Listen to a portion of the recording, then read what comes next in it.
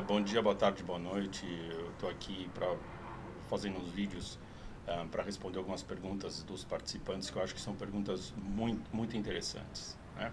Eu também, antes de começar a responder algumas perguntas, de fato eu vou responder só uma pergunta de um participante e eu vou colocando vídeos para responder as outras perguntas.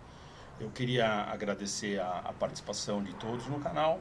Eu acho que está crescendo a cada dia e não é só isso. Eu vejo as pessoas fazerem bons comentários de que os vídeos estão ajudando e se essa é a realidade, eu fico muito contente. Eu acho que eu já estou cumprindo o meu objetivo. Como eu já falei para vocês, eu não estou conseguindo postar muitos vídeos. Eu tenho viajado bastante. Eu agora acabei de chegar do Canadá, passei 3 dias no Canadá e agora por mais 6 semanas eu vou fazer o mesmo percurso. Vou passar quarta, quinta e sexta no Canadá. Então eu fico viajando e depois eu fico em treinamento. Eu treino um grupo de empresas, então são 8 horas por dia, é muito intenso. Então à noite a única coisa que eu quero é dormir e depois, quando termina tudo, eu quero voltar o mais rápido possível para casa, né? Então vai ficar um pouquinho difícil, mas cheguei em casa, já é domingo, então eu resolvi já pegar algumas participações, né, algumas perguntas dos participantes e começar a responder, né? O primeiro vídeo que eu vou fazer é sobre o Antônio Lima. Eu vou ler aqui o vídeo dele. De uma maneira geral, ele diz assim: Paulo, as diferenças culturais entre Brasil e Estados Unidos, né? Se eu me beneficiei da minha experiência brasileira e quando a minha experiência brasileira me criou problemas, né, para trabalhar aqui nos Estados Unidos, né?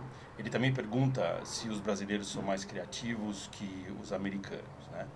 E eu falei para ele que eu tinha uma resposta distinta sobre isso, né? E é uma coisa que eu aplico. Para dizer a verdade, a cultura brasileira não me ajudou em nada.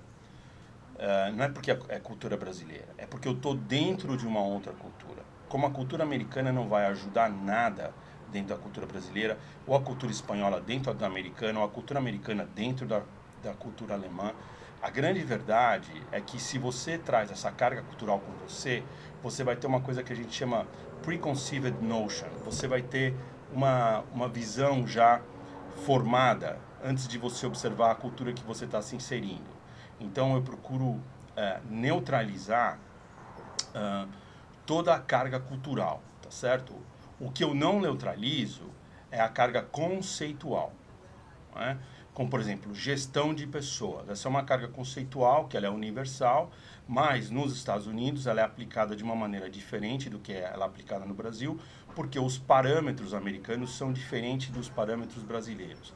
Então, se eu trago a minha experiência brasileira para aplicar no universo americano, eu tenho um problema. Como um americano não pode trazer o universo americano para o universo brasileiro. Então, os parâmetros são diferentes. Quando eles falam assim, os americanos são menos flexíveis que os brasileiros, não é verdade. É que os parâmetros de flexibilidade americanos são diferentes dos parâmetros de flexibilidade dos brasileiros, né? E esses parâmetros dependem do meio em que você vive. Então, é como querer comparar maçã com laranja. Não dá certo, né? Então eu sempre procuro evitar a carga, trazer a bagagem cultural para qualquer cultura que seja, né? E é muito complexo isso, porque você tem que começar a se ajustar, né? Eu estava no Canadá agora, é muito diferente, né? Mesmo quando você faz um comentário, a reação dos canadenses para um comentário que você faz numa fase de treinamento, que você está fazendo um alinhamento das empresas, eles reagem completamente diferente do que quando eu estou aqui nos Estados Unidos e eu faço o mesmo exercício. A reação deles é completamente diferente. E você pensa que o padrão cultural americano e o padrão cultural canadense têm similaridades? Não tem. Isso é uma falácia, né? Então você sempre tem que ver aquilo como um ambiente novo. E você sempre tem que recriar a sua individualidade dentro daquela cultura, dentro daqueles parâmetros. Então, tudo que eu faço, né, tudo que eu aplico são conceitos universais, né, conceitos de percepção, né? A percepção é um conceito universal. Agora, os parâmetros de percepção mudam, né? Os conceitos de gestão são conceitos universais, mas os parâmetros mudam dentro da cultura. Então, é esse o desafio que eu tenho, né? E com relação à criatividade e inovação, né? Os brasileiros são tão criativos quanto os americanos, que são tão criativos quanto os indianos, que são tão criativos quanto os japoneses. Cada um tem o seu modelo de criação dentro daqueles parâmetros culturais, né? Então, é óbvio que na cultura americana, né, com todo o suporte tecnológico e o investimento, mudam esses parâmetros, né, e que faz parecer que o americano é mais criativo ou mais inovador que o brasileiro. Mas se você olha dentro do contexto, né, se você tem mais tecnologia, você tem mais recursos, você tem que ter mais inovação, né? A proporção, né, inovação, cultura do americano é a mesma proporção inovação, cultura brasileira. Não sei se eu consigo me explicar, que é a mesma proporção inovação, cultura japonesa, né? Para cada uma delas, o que você tem que olhar é essa constante, né? Vamos dizer que o padrão americano, a inovação dividido por cultura, é um parâmetro 2. O brasileiro também tem que ser parâmetro 2, o japonês vai ser parâmetro 2.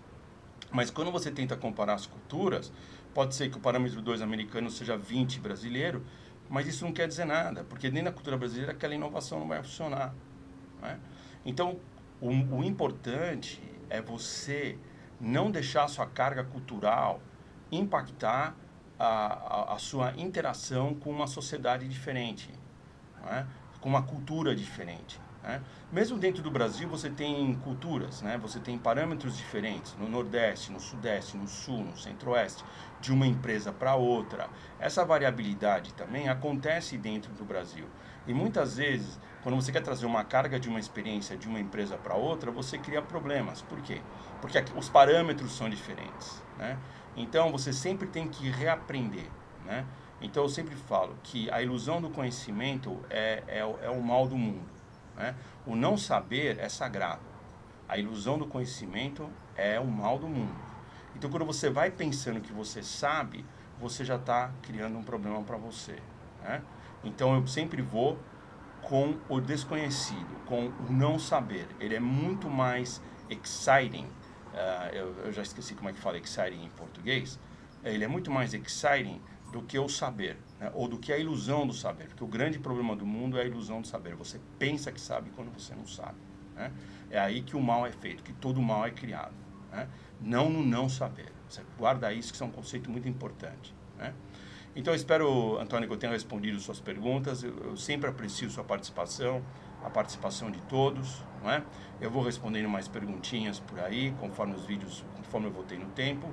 E mais uma vez, agradeço a todo mundo por participar no canal.